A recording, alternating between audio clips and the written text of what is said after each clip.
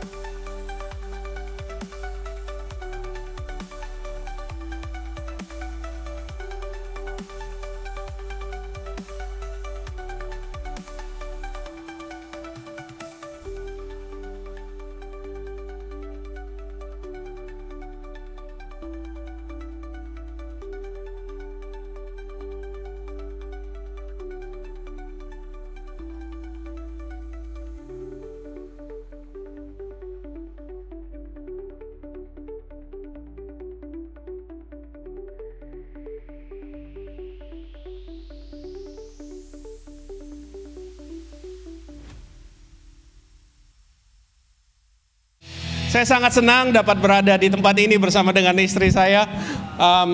GKS ya, kalau K-nya diganti M jadi GMS gitu ya. Tapi apapun G-nya, kita semuanya adalah saudara dalam Tuhan, amin. Karena tidak akan ada G kalau tidak ada Yesus Kristus. Jadi kita semuanya ada sini karena Tuhan Yesus. Saya ingin perkenalkan, bagi saya juga special for me karena terakhir di Balikpapan itu hampir 10 tahun yang lalu atau 10 tahun yang lebih. Jadi bagi saya adalah sesuatu sentimental dan joyful, dan melihat Balikpapan menjadi kota yang begitu luar biasa dan melihat gereja ini bertumbuh dengan begitu luar biasa. Saya kenal Pastor Daniel dan Pastor Yuli dari persahabatan, dan ini first time benar-benar mengalami worship with you guys. Wow, I'm encouraged, I'm strengthened. Izinkan saya perkenalkan, mungkin ada foto sedikit. Ini istri saya Feby, dia lagi ada di sini. Saya punya 2 anak wanita, 2 girls, Crystal dan Kaylee. Dan mereka hari ini lagi di Sydney, dan menantu saya Toby, mereka baru menikah. Crystal dan Toby baru menikah bulan Juni, akhir bulan Juni. Jadi saya adalah mertua Grace. Versi New Edition. Dan saya melayani bersama dengan istri di Gereja Mawar Sharon Surabaya. Kami adalah gereja otonomi di bawah Gereja Mawar Sharon Sinode. Dan hari ini gembala sidang saya, Pastor Yusuf Sutanto, yang adalah founder dari Gereja Mawar Sharon Sinode, mengucapkan salam juga kepada Anda semuanya. FYI, Pastor Yusuf Sutanto dan Pastor Leo adalah Hopeng. Dan kami udah kenalan itu sudah 20 tahun lalu. Pertama kali saya kembali dari Kanada, Amerika, salah satu orang pertama yang saya dengar khotbahnya di Indonesia itu namanya Pastor Leo. Dan beliau melayani di gereja kami sudah 20 tahun lebih. Mungkin lebih banyak melayani di kami daripada di sini. Tapi gara-gara kalian, dia akan melayani lebih banyak di sini. Jadi saya bersyukur saya tidak merasa sebagai orang asing di tempat ini. Amin. Sudah siap untuk firman Tuhan? Tema hari ini saya mengikuti, saya percaya ini adalah suara Tuhan, dan waktu saya menggali ini, saya juga dibesarkan, saya juga mengalami apa yang Tuhan berkata tentang big heart, hati yang besar. Mengapa big heart? Karena hari-hari ini Tuhan sibuk. Tuhan sibuk. Dan di dalam kesibukan Tuhan, dia mencari partner. Dia mencari orang-orang yang dia butuhkan. Supaya dia bisa menaruh rencananya. Supaya dia bisa pakai. Supaya dia bisa membangkitkan orang-orang yang dia kasihi. Tapi satu hal tentang Tuhan kita yang ini yang luar biasa. Ini pesan terbaik kita. Bahwa Tuhan selalu lihat hati. Kita harus bersyukur karena Tuhan selalu lihat hati. Karena kalau Tuhan lihat CV, banyak yang kita akhirnya gak akan dipakai Tuhan. Tapi Tuhan selalu lihat hati. Dia selalu pilih orang yang hatinya besar. Bukan orang yang kepalanya besar. Ada amin? Itu hal yang pertama, harus ingat. Tuhan pilih orang yang hatinya besar. Bukan kepalanya besar. Karena janji Tuhan, kuasa Tuhan, kasih Tuhan itu hanya dapat ditampung dengan hati yang memberi dia ruangan yang besar. Bukan dengan kepala yang besar. Kalau kuasa Tuhan ditampung di kepala yang besar, kepala besar itu akan meledak satu hari. Dan akhirnya jatuh dalam banyak hal yang tidak memuliakan Tuhan. Oleh karena itu, apa yang kita bawa di dalam hati kita, apa yang terisi di dalam hati kita, yang kita isi dalam hati kita, itu sangat menentukan hidup kita. Ada hal-hal yang kita bawa dalam hati kita, kita isi dalam hati kita, itu membuat hidup kita makin mengkerut. Ada juga hal-hal yang kita isi dan kita bawa dalam hidup kita yang membuat hidup kita mengembang. Karena pada saat hati kita diisi sesuatu yang membuat hatinya mengembang, maka hidup kita pun mengembang. Ada amin? Jadi hari ini kita harus memperhatikan apa yang membuat hati ini mengembang, apa yang membuat big heart, karena Tuhan ingin menaruh sesuatu dalamnya. Yang disayangkan hari ini adalah baik orang sukses maupun orang susah, itu hidupnya mengisi hatinya dengan hal yang salah. Jadi ini bukan masalah orang sukses, bukan masalah orang kaya, bukan masalah orang miskin. Masalah semua orang, kita mengisi dengan hal yang salah. Kita membawa hal yang salah. 2 Timotius pasal 3 ayat 1-5 menceritakan tentang hati yang membawa sesuatu yang salah, yang akhirnya mengkerut. Ketahuilah bahwa pada hari-hari terakhir akan datang masa sukar. Masa sukar aja sudah cukup membuat orang mengkerut. Dan apa yang terjadi dengan orang yang hatinya makin lama makin mengkerut karena berisi hal yang salah? Manusia akan mencintai dirinya sendiri dan menjadi apa? Hamba uang.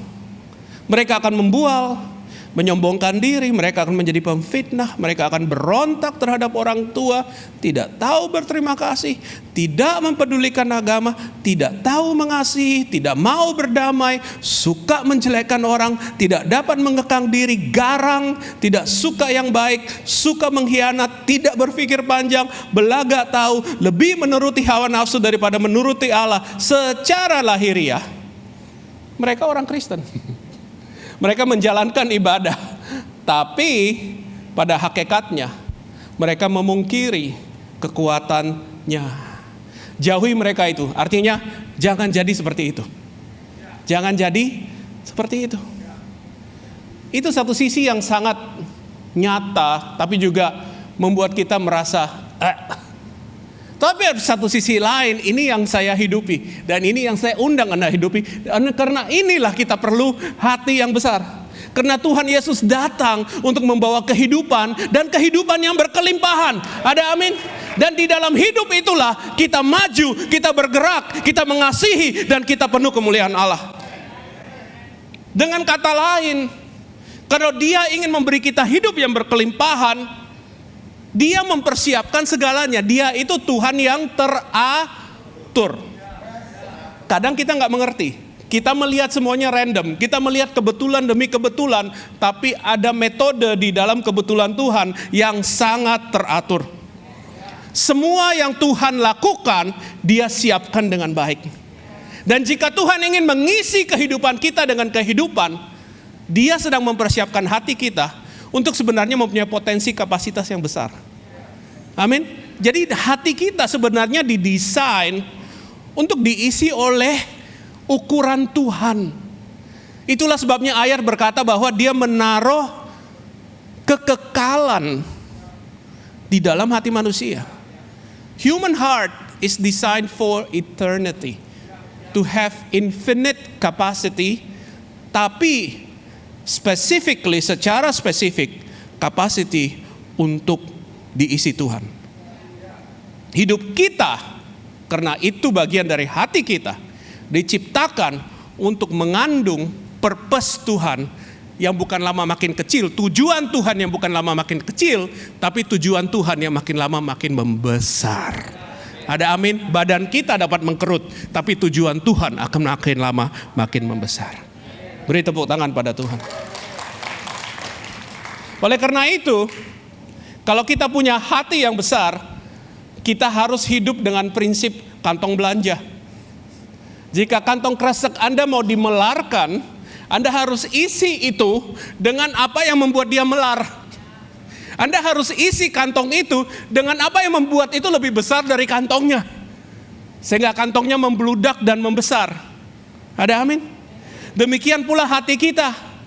Hati kita itu harus diisi dengan apa yang membuat hati kita membesar, tapi tidak pecah. Dengan kata lain, kita harus pakai original manufacturing parts. Anda harus isi dengan originalnya. Dan hati kita, supaya dapat membesar, kita harus isi dengan Tuhan yang besar. Karena Tuhan bukan hanya membuat hati kita besar, Tuhanlah yang membuat hati kita. Dan terjadi itulah namanya perubahan kehidupan. Itulah namanya metamorfosa. Itulah namanya transformasi kehidupan. Masih bersama saya? Dan satu-satunya cara untuk melihat hati kita jadi besar dalam hidup kita adalah kita belajar membawa Tuhan Yesus dalam hati kita. Amin. Dan inilah pelajaran bagaimana kita dapat belajar untuk membawa Tuhan Yesus dalam hati kita. Hari ini kita akan belajar dari seorang karakter di Alkitab yang namanya Christopher. Ya mungkin Anda ini penyesatan lagi nih ya. Mana ada di Alkitab namanya Christopher. Well, Christopher itu berasal dari dua kata majemuk, Christo dan Phero. Christo, Anda dapat tebak artinya apa? Kristus. Phero dalam bahasa Latin, bahasa Yunani, dan bahasa Indonesia juga kepake. Ferry adalah membawa sesuatu. Christopher artinya yang membawa Kristus. Kita akan belajar dari Christopher. Christopher adalah seorang yang membawa Kristus dalam hidupnya. Penasaran sekarang kan Christophernya di mana nih? Wah, penyesatan nih Pastor Caleb. Oke, mari kita baca bersama jika Anda sudah penasaran. Mari kita buka Markus pasal 11 ayat 1 sampai 9. Inilah kesaksian tentang Christopher. Ketika Yesus dan murid-muridnya telah dekat Yerusalem, sedang perjalanan menuju kemuliaan Sion. Dekat Betfage dan Betania yang terletak di Bukit Zaitun. Yesus menyuruh dua orang murid-muridnya dengan pesan, pergilah ke kampung yang di depanmu itu.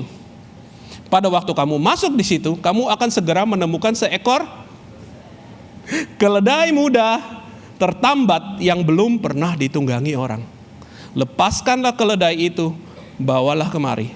Jika ada orang mengatakan kepadamu, mengapa kamu lakukan itu? Jawablah, Tuhan memerlukannya. Ia akan segera mengembalikannya ke sini. Mereka pun pergi dan menemukan seekor keledai muda tertambat di depan pintu di luar, di pinggir jalan, lalu melepaskannya. Dan beberapa orang yang ada di situ berkata pada mereka, apa maksudnya kamu melepaskan keledai itu? Lalu mereka menjawab, seperti yang sudah dikatakan Yesus. Maka orang-orang itu membiarkan mereka. Yang saya sangat senangi adalah, lalu mereka membawa keledai itu kepada Yesus dan mengalasinya dengan pakaian mereka. Kemudian Yesus naik ke atasnya. Amin. Banyak orang yang menghamparkan pakaiannya di jalan, ada pula yang menyebarkan ranting-ranting hijau yang mereka ambil dari ladang. Orang-orang yang berjalan di depan dan mereka yang mengikuti dari belakang berseru, Hosana, diberkatilah dia yang datang di dalam nama Tuhan. Wow. So, siapa yang membawa Kristus? Siapa Christopher itu? Christopher adalah seekor keledai. Kebetulan dia membawa Kristus, saya panggil dia Christopher. Kalau saya punya anak ketiga, namanya bakal Christopher. Tapi sudah selesai. Itu pilihan anak saya nanti. Saya nggak bisa dikte anak saya kasih nama apa. Nanti saya usulkan. Keledai, donkey, Equus africanus asinus. Jika Anda mengerti bahasa Inggris dan bahasa Latin atau bahasa Italia atau apa, kata asinus itu bukan kata yang baik. Asinus itu artinya bandel. Asinus itu artinya tidak bisa diatur. Jadi kuda dari Afrika yang tidak dapat diatur, itu namanya keledai. Dan keledai itu adalah hewan yang keras kepala. Dan untuk memakai keledai harus selalu dipaksa. Keledai tidak akan bergerak kalau keledainya nggak mau. Lain dengan kuda. Kuda akan bergerak sampai mati kalau disuruh sama tuannya. Keledai nggak akan bergerak kalau nggak dipaksa sedemikian rupa. Dia tidak akan duduk jika dia nggak mau. Dia tidak akan membiarkan orang menunggangi dia. Dalam kebudayaan Yahudi bahkan, keledai itu lambang orang nggak berakal. Mazmur 32 ayat 9. Jadi keledai itu begitu rendah. Keledai itu tidak dipandang. Tapi yang luar biasa hari ini Tuhan pakai dia untuk berbicara dalam hidup kita. Ada amin? Dan walaupun demikian, walaupun tidak dipandang, ternyata Tuhan itu memilih untuk pakai yang tidak dipandang manusia. Itulah yang terjadi di ayat 1-3. Dia utus murid-muridnya. Saudara, ada panggilan bagi keledai ini. Kapan Tuhan manggil kamu? Saya tahu Tuhan panggil kita semuanya. Tapi kali ini Tuhan tidak panggil manusia, dia panggil keledai. Dan kalau ini adalah keledai, ini keledai yang inexperience. Ini adalah keledai yang belum berpengalaman karena belum pernah dinaikin. Belum pernah SD, SMP, SMA keledai. Apalagi SMK keledai. Belum pernah. No experience, tapi Tuhan memanggil si keledai. Tuhan bahkan ngutus muridnya. Bayangkan bela-belain, suruh siapa tuh diutus tuh? Murid-muridnya, saya nggak ditulis di sini, tapi nanti saya penasaran pengen tahu. Dia suruh siapa ngutus panggil keledai itu? Dia ini satu-satunya binatang yang pernah alami panggilan Tuhan Yesus. I'm telling you something amazing waktu saya mulai, ternyata panggilan Tuhan Yesus kepada sang keledai ini, itu sudah 500 tahun dibuat sebelumnya. Jika Anda membaca di kitab Sakaria, itu 500 tahun ditulis sebelum saksi mata pertama setelah Yesus naik ke surga yang ditulis oleh Markus, yang adalah murid kalau nggak salah dari Petrus dan Paulus. 500 tahun sebelumnya kitab Sakaria sudah berbicara, Tuhan sudah bikin janjian sama keledai ini. Sudah di appointment, sudah masuk Google Kalendernya si keledai. Bersorak-soraklah dengan nyaring, hai putri Sion. Sakaria 9:9. Bersorak-sorailah hai putri Yerusalem. Lihatlah, rajamu datang kepadamu. Ia adil dan jaya. Ia lemah lembut dan mengendarai seekor keledai. Donkey. Bukannya di Shrek. This is the real donkey. Seekor keledai beban yang mudah, yang tidak pernah dinaiki. Let's learn bagaimana Tuhan memakai keledai ini. Bagaimana hati keledai ini sehingga Tuhan dapat memakai dia. Lesson number 1, pelajaran nomor 1. Hati yang besar adalah hati yang mau mendengarkan suara panggilan Tuhan. Hati yang besar adalah hati yang mendengar suara panggilan Tuhan. Si donkey ini mau dengar. Padahal biasanya bandel. Keledai itu seperti kita tahu paling keras kepala. Tapi donkey yang ini kita panggil aja Christopher karena dia bawa Yesus. Si Christopher ini beda. Dia mau dipanggil dan dia mau manut. Amin. Kata panggil itu paling ditakuti orang Kristen. Panggilan itu adalah sesuatu yang Anda akan doa puasa 3 tahun dan belum tentu selesai. Setuju atau setuju? Saya dulu pernah berdoa, Tuhan, aku mau lakukan apa aja untuk Engkau, asal bukan panggilan. Karena kata panggilan itu adalah sama dengan jadi hamba Tuhan. Semuanya takut jadi hamba Tuhan. Semuanya takut panggilan. Tapi waktu saya mulai mengerti tentang panggilan Tuhan, saya mulai mengerti ternyata kita semuanya punya panggilan Tuhan. Justru karena panggilan Tuhan, hati kita jadi gede. Hati kita jadi besar.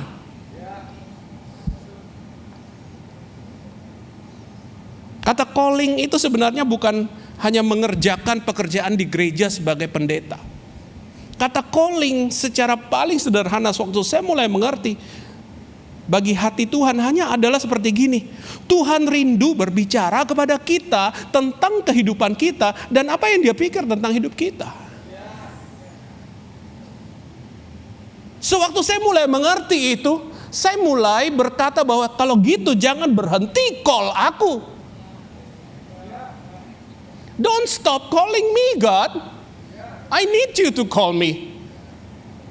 Waktu kita pacaran, kita rindu dulu pakai telepon. Di apel. Apel itu bahasa Perancis, artinya di telepon. Je m'appelle. Aku telepon kamu. Aku calling kamu. Kalau kita ngerti ini kita mau. Amin. Iman Kristen tanpa panggilan Allah itu hanya agama tanpa Yesus. Iman Kristen tanpa panggilan Allah itu agama tanpa Yesus. Anda hanya percaya-percayaan tapi tidak ada tujuan. Tujuan itu diisi pada saat kita mendengarkan panggilan itu, mendengarkan suara itu. Orang Kristen yang tidak bawa suara panggilan Tuhan, akhirnya tidak akan alami Tuhan dalam hatinya. Karena iman datang dari pendengaran dan pendengaran akan God's calling is His voice. Panggilan Tuhan adalah suaranya. Jadi janganlah jadi orang Kristen yang apa? Menghindari panggilan Tuhan. Ada amin? Ada 2 hal tentang panggilan Tuhan yang saya ingin kuatkan Anda. Supaya saya percaya gereja kemuliaan Sion benar-benar penuh dengan kemuliaan. Karena dalam panggilan Tuhan itu ada kemuliaan, hatimu jadi besar penuh kemuliaan. Tapi kita harus mengerti ini supaya kita tidak tertipu dan kita tidak akhirnya salah melihat Tuhan mau lakukan ini, kita pikir kita nggak mau gitu. Ada 2 kebenaran yang kita perlu ketahui tentang panggilan Tuhan supaya kita jadi orang Kristen yang tidak hindari panggilan Tuhan. Yang pertama kita harus sadari bahwa Tuhan memanggil kita bukan karena Tuhan perlu bantuan kita. This is something yang lebih bagi kita daripada si donkey. Tuhan pakai donkey itu untuk melakukan sesuatu pada kita, menceritakan sesuatu. Tapi kalau Tuhan panggil kita, itu bukan karena di surga itu gajinya ketinggian, dia perlu outsourcing.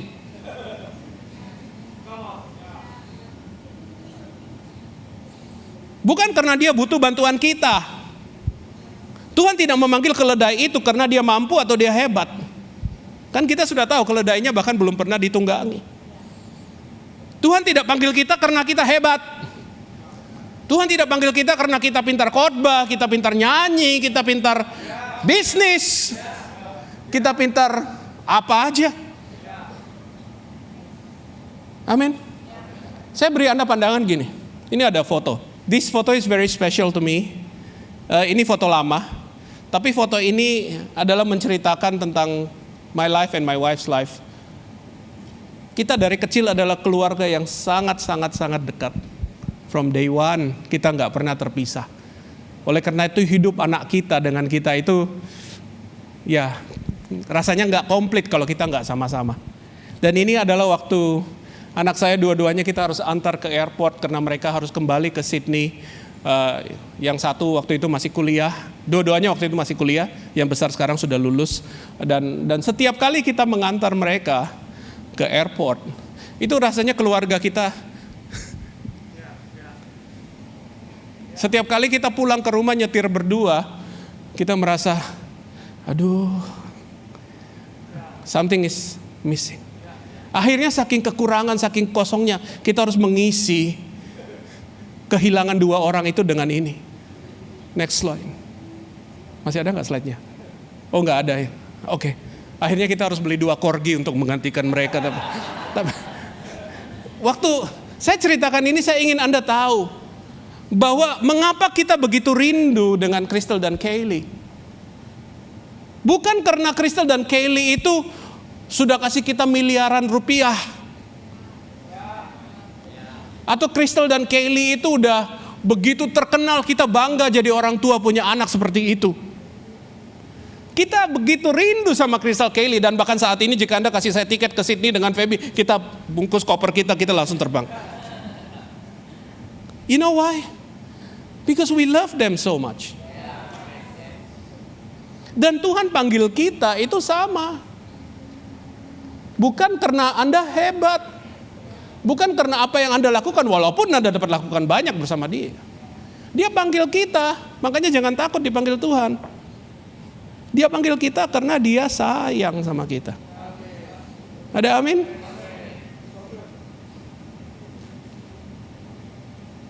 Dan karena Dia sayang sama kita, panggilan Tuhan itu tidak manggil kita untuk jadi kacung. Walaupun pelayanan kita adalah pelayan. Namanya juga hamba Tuhan, kan hamba Tuhan. Kata pertama adalah hamba. Kita adalah pelayan. Tapi Tuhan menjadikan kita sebagai putra-putri kerajaan Allah. Dan Dia mau percayakan anak-anaknya. Ada amin. Itu yang pertama. Yang kedua, kita harus sadar bahwa panggilan Tuhan dan kehendak Tuhan bagi kita itu bukan misteri. Itu adalah sesuatu yang Tuhan sebenarnya ingin kita tahu. Walaupun tidak komplit, tapi Tuhan ingin kita tahu step by step. Lukas 11 ayat 9. Aku berkata kepadamu, mintalah maka akan diberikan kepadamu. Carilah maka kamu akan mendapat. Ketuklah maka pintu akan dibukakan bagimu. Tuhan kita ingin ngomong sama kita. Pertanyaannya, kita mau dengar gak? Kita juga sering sih ngomong sama Tuhan. Tapi yang kita ngomong sama Tuhan, yang kita minta sama Tuhan, itu banyak hal, semua hal dari A sampai Z. Kecuali apa yang Tuhan ingin katakan pada kita. Kecuali apa yang Tuhan pikir kita harus lakukan. Kita ngomong yang ini, kita nggak pernah ngomong yang ini. Kita nggak pernah ngomong ya kita nggak pernah dengar, kita nggak pernah dengar ya kita nggak pernah tahu. It's not a mystery. Tuhan ingin memberi Anda instruksi dalam hidupmu. It's not a mystery. Tuhan ingin pakai kehidupanmu. Pemakaian Tuhan tidak muluk-muluk kok. Pemakaian Tuhan itu sederhana tapi powerful. Ada amin? Itulah sebabnya dikatakan Roh Kudus. Yesus berkata bahwa Roh Kudus itu akan memberitahukan kepadamu apa yang dalam hatiku. Orang yang dipenuhi Roh Kudus itu bukan hanya berbahasa lidah. Orang yang dipenuhi Roh Kudus itu dengar suara Tuhan. Mengerti suara Tuhan, merasakan suara Tuhan. Kadang kita nggak ngerti pun kita ada rasa, ada intuisi yang kuat. Ada amin? Oleh karena itu mulai hari ini, mari kita jangan lagi takut atau menghindari panggilan Tuhan, amin? Karena panggilan Tuhan itu membuat hati kita bertambah lama, bertambah besar. Beri tepuk tangan pada Tuhan. Itu pelajaran yang pertama. Itu pelajaran pertama dari si Dongki ini, si Christopher. Yang kedua adalah hati kita itu jadi besar waktu kita berhenti jadikan semua hal dalam hidup kita itu tentang diri kita sendiri. Saudara, pelayanan pun kita dapat jadikan itu tentang diri kita sendiri. Gereja pun kita dapat jadikan itu tentang diri kita sendiri. Kita dapat jadikan semua hal tentang diri kita sendiri. Tapi saat kita jadikan semua hal tentang diri kita sendiri, hati kita tidak akan besar. What I love about Christopher adalah pada saat Christopher membawa Tuhan Yesus, kita lihat di ayatnya dikatakan bahwa dia itu ditutupi oleh kain. Christophernya ditutupi oleh kain. Dengan kata lain, Christophernya tidak kelihatan. Dan karena Christopher ditutupi kain, Christopher juga tidak melihat. Dia hanya tahu tugasnya adalah bawa Yesus. Dia hanya tahu bahwa dirinya, hatinya, keberadaannya itu adalah membawa Yesus. Dan karena dia membawa Yesus dan Yesus duduk di atasnya dan dia tutup kain, yang kelihatan bukan Christophernya. Yang kelihatan adalah siapa? Tuhan Yesusnya. Hati Christopher itu tahu. Waktu orang tepuk tangan, hosana dan melambai, itu bukan karena dia kegantengan. Itu bukan karena dia keledai muda yang jagoan.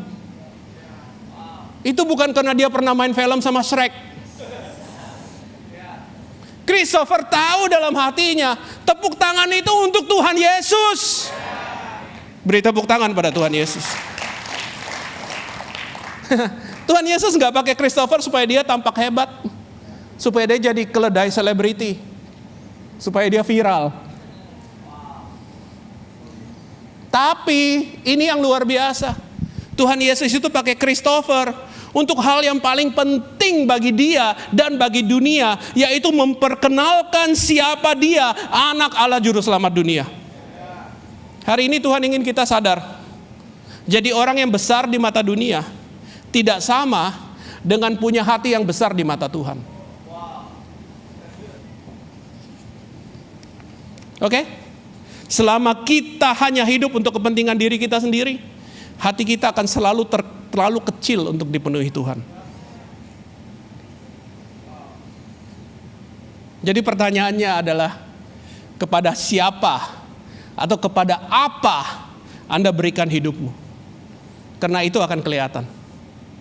Hidup yang memberikan hatinya kepada Yesus, Yesusnya akan sangat kelihatan. Dan jika hidupnya kita berikan kepada Yesus, hati kita akan penuh dengan hadirat Yesus. Ada amin?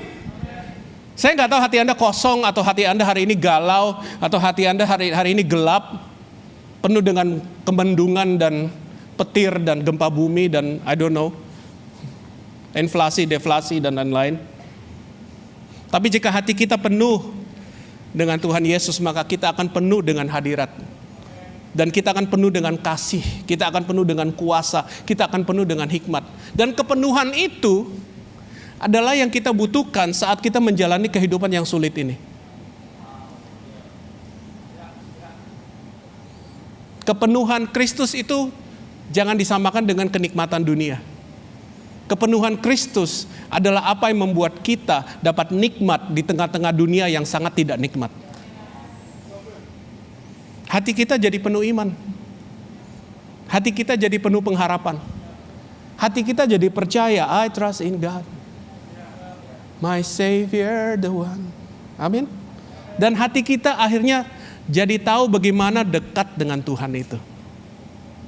Karena kita punya Dia di dalam kita. Dan bukan hanya dekat, we enjoy God. Kapan terakhir Anda enjoy God? Kita semuanya perlu enjoy God. Lebih daripada enjoy apapun yang dapat membuat Anda refreshing atau membuat Anda healing. Kita perlu enjoy God. Saat kita enjoy God, semuanya jadi enjoyable. Saat Anda tidak dapat enjoy God, Anda bisa naik Concorde kalau masih ada pun, Anda tidak akan nikmati penerbangan itu. Anda dapat makan truffle 1 ton, wagyu 5 gudang, Anda tidak akan enjoy itu, paling dapat kolesterol. Amin. Dan apa yang dilakukan Christopher itu tidak akan terulang lagi.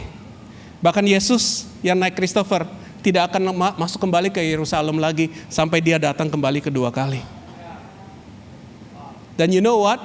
Walaupun sampai hari ini saya harus namakan dia Christopher karena dia adalah keledai yang sekarang juga tulangnya sudah nggak ada. Tapi seluruh surga itu kenal keledai itu karena dia pernah bawa Yesus masuk ke Sion. Saat kita dapat menaruh kepentingan kita dan menjadikan Tuhanlah kepentingan kita, hati kita jadi besar. Pada saat hati kita jadi besar, hidup kita itu kelihatan oleh surga dalam kekekalan. Beri tepuk tangan pada Tuhan. Pelajaran yang terakhir, masih bersama dengan saya. Ini lebih praktis, karena di depan bercerita tentang sikap dan perspektif. Tapi yang ini, kita belajar dari Christopher, bahwa sikap untuk memperbesar kapasitas hati kita itu ada 3. Ini 3-tiganya Anda dapat lihat. Accessible, available, dan obedient. Bahasa Indonesianya adalah accessible, itu ada di tempat yang tepat waktu Tuhan mencarinya. Available itu dilepaskan dari ikatan supaya siap untuk dipakai. Obedient, taat, mau ditutupi kain dan mau repot dan mau disusahkan, tapi mau taat pada Tuhan. Markus pasal 11 ayat 4 dan 7 itu yang kita baru baca tadi, di bagian itu kita sudah tahu. Dan apa artinya accessible? Accessible itu artinya Anda ada di situ waktu Tuhan memerlukan Anda. Sebenarnya kalau Tuhan itu mau memerlukan kita, seperti saya katakan, Tuhan itu adalah Tuhan yang teratur sebenarnya. Dia sudah mempersiapkan segalanya. Dia bahkan telah mempersiapkan bahwa dia akan pakai keledai ini berapa ratus tahun sebelumnya. Tuhan sudah mengaturnya. Jadi isunya adalah apakah kita mau ada di situ atau tidak. Banyak orang yang kehilangan kesempatan melayani Tuhan, kehilangan kesempatan mengalami Tuhan, kehilangan kesempatan untuk dirubah oleh Tuhan karena kita suka menjauh dari Tuhan. We are not there. God comes, tapi Anda ghosting. Kita suka ghosting God.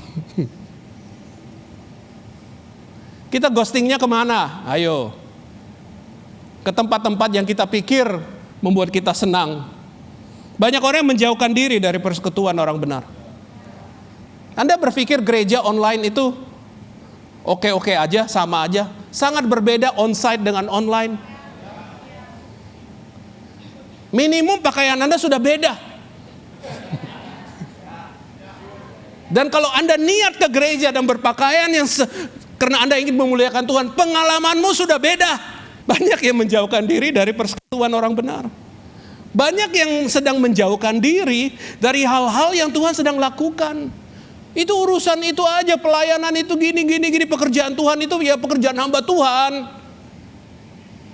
Gue sibuk dengan my life, my career, my business, my relationship, my boyfriend, my girlfriend, my.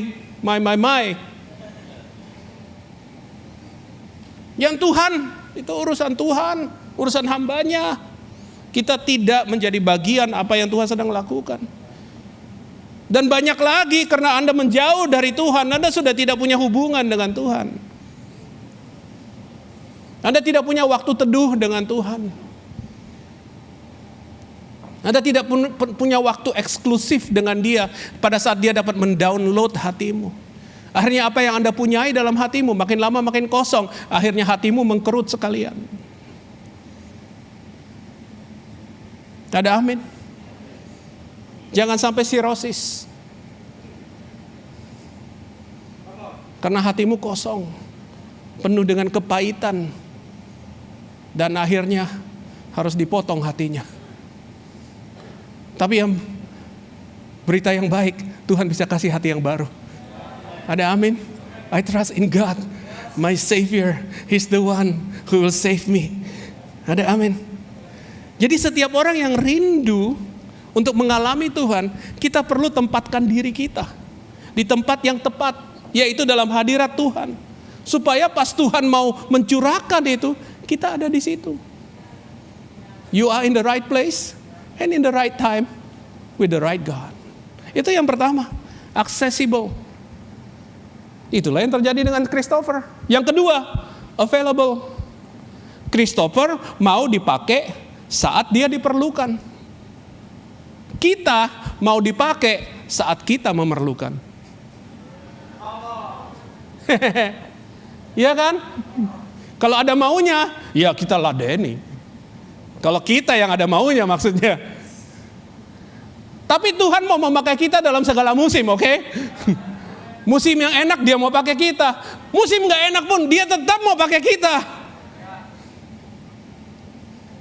Ada orang Kristen yang mau dipakai Tuhan waktu dia lagi sukses. Setelah sukses, kalau gak sukses gak dipakai Tuhan lagi katanya. Enggak, Tuhan mau pakai kita. Bahkan kita lagi tidak sukses secara dunia pun, Tuhan masih mau pakai kita. Ada satu kitab yang ditulis di dalam Alkitab yang dipakai Tuhan sampai hari ini, itu ditulis gara-gara dia berada dalam masa yang paling tidak sukses. Tapi gara-gara itu semua orang diberkati. Itu namanya kitab apa? Ayub. Ternyata Tuhan juga bisa pakai, tapi apakah kita available? Karena saat kita tidak available, maka makin lama makin hari demi hari, apa yang Tuhan percayakan kepada kita, apa yang baik itu makin lama makin kosong. Dan saya katakan hati kita akan mengkerut. Yang ada di dalam tinggal dosa. Yang ada di dalam tinggal kesombongan dari kesuksesan kita yang masa lampau atau dari kesuksesan kita yang masa sekarang. Yang ada adalah ambisi apa yang kita mau. Dan semakin itu saja yang ada dalam hati kita, ya kita udah gak ada ruangan untuk Tuhan menaruh kehidupan lagi. That's it. Your time is money. I'm telling you, your time is eternity. Money goes away. Eternity is forever. Ada amin? Mari kita mau untuk available. Mari kita mau untuk available. Selama kita masih terikat, kita mengikat diri dengan semua hal ini, kita tidak akan dapat alami Tuhan. Selama kita mengikat diri kita. Oleh karena itu sama seperti dongki itu, yang begitu terikat dengan keadaannya, Tuhan berkata lepaskan dulu dongkinya. Lepaskan dulu si Christopher. Supaya aku bisa bawa dia dan pakai dia. Dan hari ini Tuhan yang sama. Saya tidak tahu apa latar belakangmu yang membuat engkau tidak available, membuat engkau tidak accessible. Tapi Tuhan ingin melepaskan engkau. Karena dia ingin untuk bekerja lewat kehidupanmu. Dan yang terakhir, accessible, available. Yang terakhir ini sangat penting, obedient, mau taat. Dan kita lihat sendiri Christopher, karena Christopher tertutup kain. Dia tidak dapat melihat, artinya dia tidak dapat mengantisipasi apa yang akan datang di depannya. Dia juga tidak tahu apa yang akan terjadi. Dia juga tidak tahu dibawa kemana. Saya merasa hidupnya seperti gitu hari ini. Banyak daripada kita yang saat ini sebenarnya seperti Christopher yang ditutup kain. Kita tidak dapat lihat, kita nggak mengerti. Kita hanya berjalan. Dan bahkan saat kita berjalan, kita seperti Christopher, keledai muda yang tidak pernah bawa beban. Artinya kita tidak punya pengalaman untuk menghandle apa yang kita sedang hadapi. Kita dalam keadaan habis akal. Kita hanya bisa izinkan Yesus duduk di atas kita dan taat. Tapi yang luar biasa, dan ini pegangan saya setiap hari, karena you know what? There is one thing in life that is for sure, it is uncertainty. Satu hal yang pasti dalam hidup kita yang pasti terjadi, itu adalah apa yang tidak pasti. Dan pada saat apa yang tidak pasti terjadi, saya ingin katakan pada Anda, Yesus selalu pasti. Dan saat Yesus duduk di atas Anda, sama seperti Yesus duduk di atas Christopher yang tidak dapat melihat apapun, dia akan mendengar Yesus berkata, Christopher, jalan lurus. Christopher, belok kiri. Christopher, belok kanan. Walaupun Christopher tidak mengerti dan tidak dapat melihat, tapi Christopher dapat mendengar Tuhan.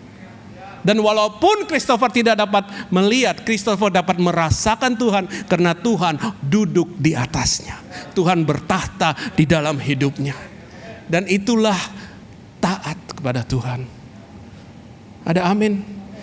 Kita sering merasa tidak mengerti, kita merasa tidak mampu, kita juga bahkan bingung dengan suara Tuhan. Tapi kalau kita taat, kita akan merasakan hadirat Tuhan.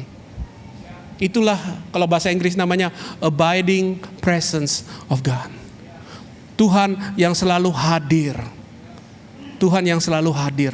Bahkan pada saat kita tidak sadar dia hadir, dia hadir. Dan pada saat kita mulai mengerti itu, kita naik level, kita akan belajar mengerti suara Tuhan. Ada amin? Dan satu cara untuk mengalami kehadiran Tuhan adalah melakukan kehendak Tuhan. Makin lama, makin banyak engkau lakukan kehendak Tuhan, makin sadar engkau akan kehadiran Tuhan. Sewaktu saya mulai melayani Tuhan, saya suka melihat hamba Tuhan yang lain berkata, Tuhan hadir. Saya bilang, gimana kamu tahu Tuhan hadir? Tapi sewaktu makin lama, makin mengenal Tuhan, makin mengalami Tuhan, makin menyembah Tuhan, makin melayani Tuhan, saya tahu bedanya sekarang kalau Roh Kudus ada di tempat ini.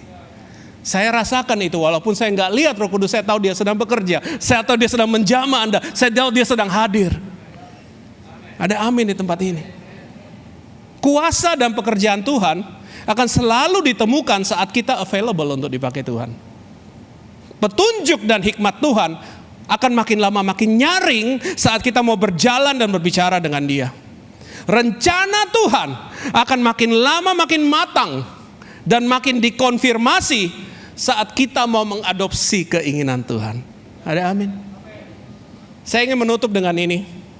Kemarin kita udah cerita dikit dan mungkin karena Anda belum mengenal saya, tapi latar belakang saya adalah saya lahir di Makassar dan sejak remaja saya sudah tidak tinggal di Indonesia. Mengapa saya tidak tinggal di Indonesia? Karena Indonesia yang saya kenal waktu saya kecil adalah Indonesia yang membuat saya tidak ingin tinggal di Indonesia. Dan bahkan orang tua saya berkata, kamu jadi orang Makassar beneran ya, sekali biduk terkembang, pantang surut kembali ke pantai. Rewak kok. Artinya sekali kamu merantau, ojo pulang lagi. Ojo pulang lagi, jangan pulang lagi. Saya tinggal di luar negeri, saya tidak mau kembali ke Indonesia. Satu titik saya bahkan tidak dapat berbahasa Indonesia lagi. Dan sewaktu saya dijamah kasih Kristus, saya menerima Tuhan, saya lahir baru waktu itu di Kanada. Dan itu peristiwanya luar biasa. Tuhan mulai merubah hati saya tentang Indonesia. Dan akhirnya dengan perjalanan itu, saya bertemu dengan seorang wanita yang membuat saya tidak dapat menolak Indonesia lagi. Tapi dengan hati begitu takut dan begitu ngeri, dan kita pulang. Tahun 1998 pada waktu kejadian di Jakarta. Pada saat itu adalah waktu yang paling buruk bagi saya untuk pulang. Karena banyak orang yang bisa tinggalkan di Indonesia, mereka malah meninggalkan Indonesia. Dan kita malah pulang ke Indonesia. Dan saya bertanya, Tuhan, why? Why? Tapi saya mulai mengerti sewaktu saya mengerti tentang keledai ini. Bahwa jika engkau accessible, jika engkau available, dan jika engkau obedient, maka Tuhan akan mengatur segala-galanya. Ada amin. Jika Anda dapat melihat saya berdiri hari ini, saya tunjukkan foto yang barusan ini. Saya nggak bisa kebayang bahwa anak saya bisa lulus yang pertama dan sudah menikah, dan saat ini mereka juga menjadi pasangan yang berbahagia di itu, dan melihat anak saya yang kedua menjadi seorang yang begitu berprestasi juga dan cinta Tuhan, dan keluarga kami berbahagia. Walaupun kami mengalami kesulitan dan tantangan yang tak habis-habisnya, tapi kami berbahagia dan kami melihat bahwa hidup kami di Indonesia adalah hidup menjadi berkat. Dan ternyata apa yang kami takutkan tentang Indonesia tidak terjadi. Karena itu semuanya adalah bisikan iblis yang menghancurkan rencana Tuhan untuk memberkati kita di Indonesia dan kita jadi berkat bagi Indonesia. Saya mulai belajar bahwa satu hal saya ingin dibacakan ini. You may not know where God's hand is taking you, but you should know you are in good hand. Engkau mungkin tidak tahu saat ini Tuhan sedang membawa tanganmu kemana. Tapi engkau harus tahu tangan yang membawamu itu tangan yang luar biasa. Tangan yang tidak akan gagal. Ada amin, beri tepuk tangan pada Tuhan.